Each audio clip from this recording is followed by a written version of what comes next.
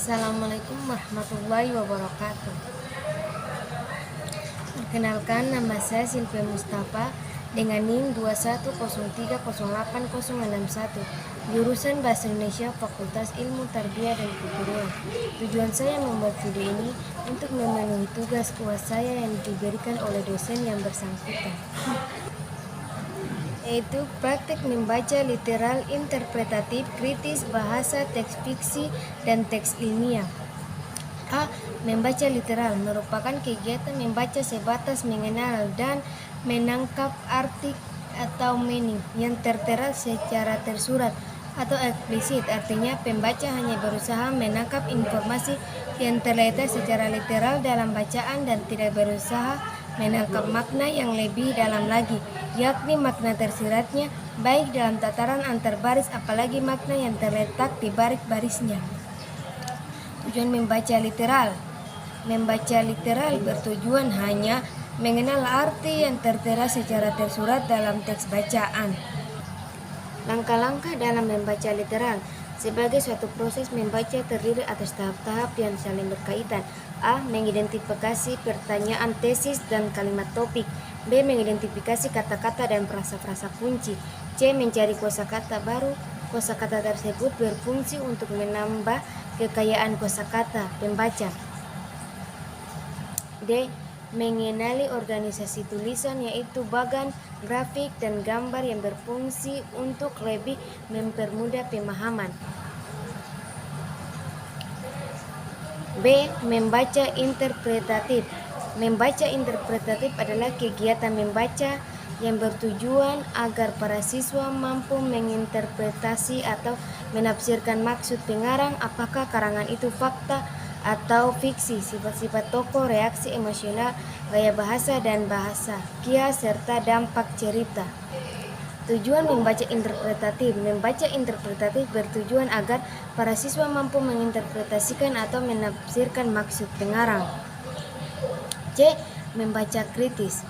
Membaca kritis adalah sejenis kegiatan membaca yang dilakukan secara bijaksana, penuh ketegangan hati, mendalam, evaluatif, serta analitis dan bukan hanya mencari kesalahan. Dalam membaca kritis dikenal 3 langkah, yaitu 1. Membaca baris adalah membaca baris demi baris untuk dapat memahami arti kata-kata setiap baris. 2. Membaca di antara baris, mempunyai pengertian menganalisis maksud penulis yang sebenarnya. 3. Membaca di luar baris, bertujuan menganalisis dan memahami hal-hal yang perlu diaplikasikan dalam membaca kritis. Pembaca akan dapat melakukan kegiatan membaca dalam waktu singkat namun memperoleh informasi yang lengkap dan benar. D. Membaca bahasa. Membaca telaah bahasa adalah suatu keterampilan membaca dengan cara membaca dari segi isi dan bahasa suatu bacaan sehingga mencerminkan keindahan.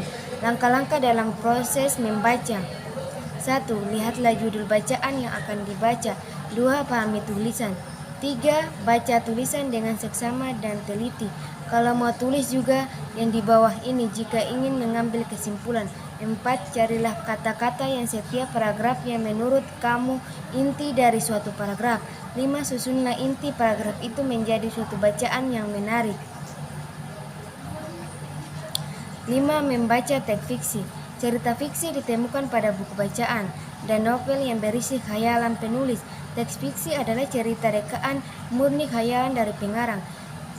3 langkah dalam membaca teks fiksi, yaitu 1. Membaca seluruh isi buku fiksi, mencatat pokok-pokok penting dalam buku. 3. Mengembangkan pokok-pokok penting menjadi rangkuman.